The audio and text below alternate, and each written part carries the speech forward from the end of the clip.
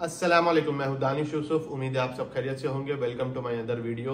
ये वीडियो उन सारे भाइयों के लिए है मेरे जो कि ओमान से रिलेटेड बिजनेस की वीडियोस यूट्यूब और फेसबुक पर देखकर इतना मोटिवेट हो जाते हैं कि इस जल्दी में, इस मोटिवेशन में वो कुछ ऐसी गलतियां कर जाते हैं जिनकी उनको कॉस्ट बेयर करनी पड़ती है, और वो कॉस्ट इतनी महंगी पड़ जाती है कि वो यहाँ पर आते हैं और बिजनेस शुरू करे बगैर ही उनको अपने मुल्क वापस जाना पड़ता है। तो आप इन गलतियों से कैसे बच सकते हैं, ये मैं आपको सारी चीज़ें बताऊंगा इस वीडियो में डिटेल से। अगर आप मेरे चैनल पर न्यू हैं और चैनल सब्सक्राइब नहीं करा है तो बेल आइकन का बटन ज़रूर प्रेस कर दीजिए ताकि मेरी आने वाली हर वीडियो का आपको नोटिफिकेशन मिलता रहे। तो चलते हैं बिना वीडियो लंबी करे हुए वीडियो की तरफ। तो सबसे पहले मैं आपको ये बताऊंगा कि यहाँ पर अगर आप अपने अभी होम कंट्री में हैं और आप ओमान में अपनी कंपनी रजिस्टर करवाना चाहते हैं तो सबसे पहले आपकी फर्स्ट थिंग ये होती है कि आपको अपना बिजनेस प्लान बनाना है। आपने क्या बिजनेस करना है, आपने उसकी रिसर्च करनी है, मार्केट रिसर्च करनी है, बिजनेस प्लान बनाना है, बिजनेस स्ट्रेटेजी बनानी है, और आपको पता होना चाहिए जो आप बिजनेस करने जा रहे हैं उस बिजनेस का आपके पास एक्सपीरियंस होना मस्ट है। सबसे पहली बात ये, बिजनेस कोई भी शुरू करने से पहले आप ये हरगिज नहीं करें कि आपके पास अगर पैसा है तो सिर्फ आप ओमान आने के लिए वो पैसा अपना खर्च करें बिना किसी रिसर्च के, बिना किसी स्ट्रेटेजी के, सिर्फ कंपनी रजिस्टर करवा और फिर यहाँ आकर वो रिसर्च करें। ऐसा बिल्कुल नहीं करें क्योंकि इसकी एक कॉस्ट होती है। हर बदलते हुए दिन की आपको एक कॉस्ट बेयर करनी पड़ेगी अगर आप पहले से अपनी मार्केट रिसर्च नहीं करेंगे। तो इन सारे फ्रॉड और इन सारे स्कैम से बचने का हल यही है कि आप अपनी रिसर्च पूरी करें। आपको जो बिजनेस करना है आप उस पर फोकस कर आएँ, पूरी अपनी रिसर्च कर आएँ, ताकि आप जब यहाँ पर लैंड करें तो आपका एक एक वक्त जो है आपकी पहले से रिसर्च पर ही लगे। सबसे पहले आपने किससे बचना है? उन एजेंट से, उन कंपनी से जो कंपनी रजिस्टर करवाती हैं। आपने उसके कंपनी जिससे भी आप अपना कॉन्ट्रैक्ट करें, आपने उसकी क्लाइंटेल देखनी है, उसके गूगल पे रिव्यूज देखने हैं। आपने ये देखना है वो कंपनी कितने टाइम से ओमान में है और काम कर रही है, उसके क्लाइंटेल कितनी है, उसके गूगल पे रिव्यूज क्या है, ये सारी चीजें आपने देखनी है।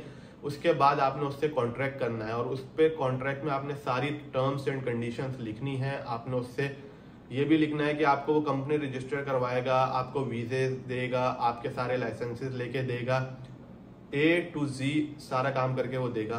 बहुत सारे ऐसे दोस्त हैं मेरे जो कि मुझे फेसबुक मैसेंजर पे मैसेज करके कमेंट में सेक्शन में आके पूछते हैं कि हमारी कंपनी रजिस्टर हो गई है बट हमें वीज़ा नहीं मिला, हम ओमान कैसे ट्रैवल करें। उसके बाद वो दूसरे एजेंट को अप्रोच करते हैं। पहला एजेंट अपनी फीस लेके भाग गया, दूसरा एजेंट जो है वो बोलता है कि आप जीरो से प्रोसेस शुरू करें। इस तरह के स्कैम से आपने ज़रूर बचना है। तो सबसे पहला स्टेप क्या है कि आपने एजेंट ऐसा चूज करना है कि जो ऑथेंटिक हो, जिसको आप वेरीफाई कर सकें। तो इसकी वेरिफिकेशन आप कैसे करेंगे? तो मैंने पहला बताया आपको कि आप गूगल से भी कर सकते हैं। उसके बाद अगर कोई आपका ओमान में जानने वाला है तो आप उसके थ्रू भी जो है ऐसा एजेंट चूज कर सकते हैं जो कि रिलायबल हो। इसके अलावा यहाँ पर इंडिविजुअली जिसके पास खुद काम नहीं है, वो खुद कंपनी रजिस्टर करवाता फिर रहा है, जो कि मैंने अपनी वीडियोस में भी बताया, ये इलीगल है। आपके पास अगर एक चीज का लाइसेंस नहीं है आप वो काम नहीं कर सकते, बट यहाँ पे लोग करते हैं। बस आपको वीजे बेच रहे होते हैं कि 600 का आज़ाद वीज़ा, 800 का आज़ाद वीज़ा, आप आ जाएं। फिर जॉब भी दे रहे होते हैं उस पर।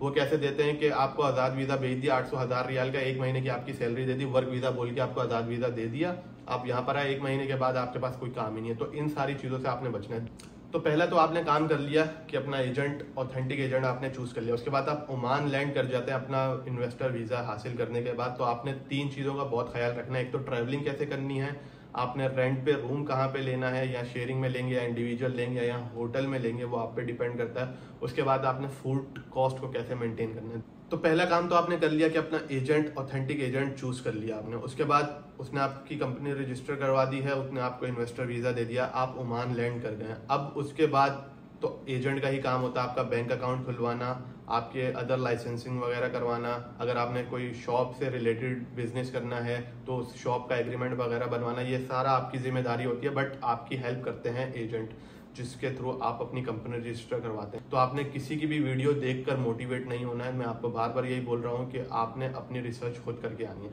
अब जब आप यहाँ पर लैंड करेंगे तो आपको रेंट पर रूम चाहिए होगा। देखें यहाँ पे कुछ स्पेसिफिक एरियाज हैं जिसके रेंट ज़्यादा हैं क्योंकि वो मिड ऑफ द सिटी में होते हैं। वहाँ पर अगर आप रेंट पे रूम वगैरह लेंगे वो 10 से 15 रियाल आपको एक्सपेंसिव ही मिलेगा। तो अगर आप दूर लेंगे किसी एरिया में तो वहाँ पे रेंटल तो कम होगा बट आपकी ट्रैवलिंग कॉस्ट ज़्यादा पड़ जाएगी। तो अल्टीमेटली वो ऑप्शन आपको एक्सपेंसिव ही पड़ेगा। तो आपने main area mid of the city में लेना। तो जब आप रूम रेंट पर लेंगे तो आपने इस बात की भी वेरिफिकेशन करनी है, वो जो आप रूम ले रहे हैं वो अपने किसी लैंडलॉर्ड से ही ले रहे हैं। अगर तो आप किसी जानने वाले या किसी रिश्तेदार, रिलेटिव, फ्रेंड वगैरह से ले रहे हैं फिर तो ओके है। अगर आप किसी अननोन पर्सन से ले रहे हैं तो आपने ये जरूर देखना है कि वो लैंडलॉर्ड हो उस प्रॉपर्टी का, क्योंकि यहाँ पर ऐसा भी होता है कि खुद जो टेनेंट होते हैं वो 5-7 लोगों से पैसा लेके, रेंट का रूम शेयरिंग के पैसे लेके वो खुद फरार हो जाते हैं, क्योंकि वो खुद उन्होंने रूम रेंट पर लिया हुआ होता है या फ्लैट रेंट पर लिया होता है। उसके बाद 15-20 दिन के बाद आपकी इलेक्ट्रिसिटी भी कट जाती है, वाटर भी कट जाता है, क्योंकि उन्होंने पुराने ड्यूज भी पे नहीं करे होते। ऐसा भी केस हुआ है जो कि मैं आपको बता रहा हूँ, लाइव एग्जांपल है ये। तो इस स्कैम से भी आपने बचना है। इस एकोमोडेशन एक्सपेंस के अलावा आपका ट्रैवलिंग का भी बहुत एक्सपेंस होता है। जैसे कि मैंने आपको बताया, अगर आप मिड ऑफ द सिटी में लेंगे तो आपकी ट्रैवलिंग आसान होगी। यहाँ पे बस और टैक्सीज ही ट्रांसपोर्टेशन का मोड है जिस पर आप ट्रैवल कर सकते हैं। टैक्सीज बहुत एक्सपेंसिव है और यहाँ पर आप आते ही लाइसेंस लेके गाड़ी नहीं ले सकते अपनी। अगर आप कार रेंटल पे जाएंगे तो 10-15 ओमानी रियाल पर डे पे आपको कार मिलती है, जिसमें फ्यूल आपका होता है। तो इस ट्रैवलिंग कॉस्ट का भी आपने बहुत ख्याल रखना है। और इसके अलावा मैं आपको ये भी बताता चलूं कि यहाँ पर एक सनद ऑफिस का कॉन्सेप्ट होता है कि जो यहाँ की मिनिस्ट्री से अप्रूव्ड होते हैं और उनका पर्पस यही है कि वो आपको बिजनेस में हेल्प करें।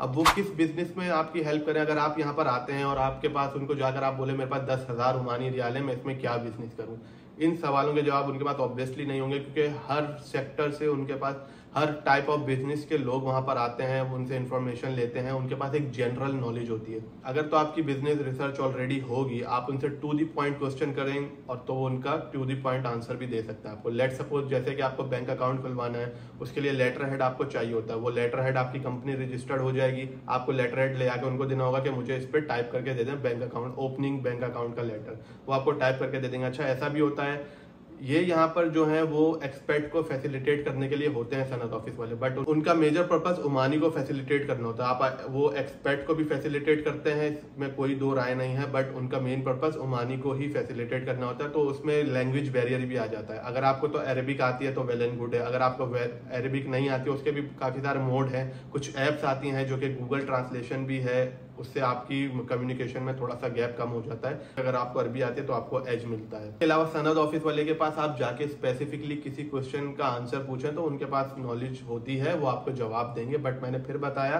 कि स्पेसिफिकली और टू द पॉइंट क्वेश्चन होना चाहिए, बिल्कुल जेनरिक क्वेश्चन नहीं होना चाहिए। ये तभी मुमकिन है अगर आप तो अपनी बिजनेस की पहले से रिसर्च कर आए हैं। आप यहाँ पर आके बिजनेस वीडियोस देखकर और यहाँ पर आके सिर्फ रिसर्च ही करते रहेंगे और यहाँ पर आकर अपना माइंड बनाएंगे कि आपको क्या बिजनेस करना है, क्या बिजनेस नहीं करना है, तो मैंने जैसे आपको बताया कि हर बदलते हुए दिन की आपको कॉस्ट बेयर करनी पड़ेगी। इसके अलावा आपके पास 6 मंथ का सर्वाइवल अमाउंट भी होना चाहिए जब आप ओमान में आए। ऐसा नहीं है कि आप ओमान आए हैं और आपकी 1 महीने के अंदर ही बिजनेस जो है ऑपरेटिव हो जाएगा और आपके पास प्रॉफिट आना शुरू हो जाएगा। तो ये थी आज की वीडियो जिसमें मैंने आपको बताया सारे स्कैम्स के हवाले से किस तरह आपको बचना है, किस तरह आपको अपनी कॉस्ट सेव करनी है। आप वीडियोस को देखकर इतना मोटिवेट होकर बिल्कुल ये भी ना भूल जाएं कि आपको यहाँ पर आकर कैसे कॉस्ट इनकट करनी है, कैसे मसाइल से बचना है। क्योंकि जब आप यहाँ पर आते हैं अगले को भी पता होता है, अगर कोई एक एजेंट ने आपको धोखा दिया दूसरा उसका अलग से फायदा उठाता है कि किस तरह से आपका और पैसा आपसे लिया जा सकता है। तो इस बात का आपने बहुत ख्याल रखना है। बिल्कुल भी ऐसा नहीं है कि आप वीडियोस पे बिल्कुल भरोसा ना करें, बट अंधाधुंध भरोसा करके आप अपने पैसे को ऐसे पानी की तरह जाया ना करें और किसी भी एजेंट या किसी भी इंडिविजुअल ऐसे फ्रॉडियों से आप बिल्कुल बच कर रहें। मेरा मकसद आप तक इन्फॉर्मेशन बचाना है। अगर आपको ये वीडियो अच्छी लगी है तो जो बिजनेस करना चाहते हैं ओमान में, ये उनके साथ जरूर शेयर कीजिएगा ताकि उनको भी इन सारी चीज़ों का पता हो ओमान आने से पहले। अगर ओमान आ गए हैं आप तो आप आगे कैसे चलेंगे ये आप पर डिपेंड करता है। मेरी अगर ये वीडियो आपको हेल्पफुल लगी है तो लाइक एंड शेयर जरूर कीजिएगा। कमेंट सेक्शन में आप कोई भी आकर सवाल कर सकते हैं मुझसे। अगर आपको कोई कंफ्यूजन है, कोई आपको पूछना है तो मुझसे कमेंट में आके पूछ सकते हैं। तो मुझे दीजिए इजाजत, अपनी नेक्स्ट वीडियो तक फिर मिलते हैं। अल्लाह हाफिज।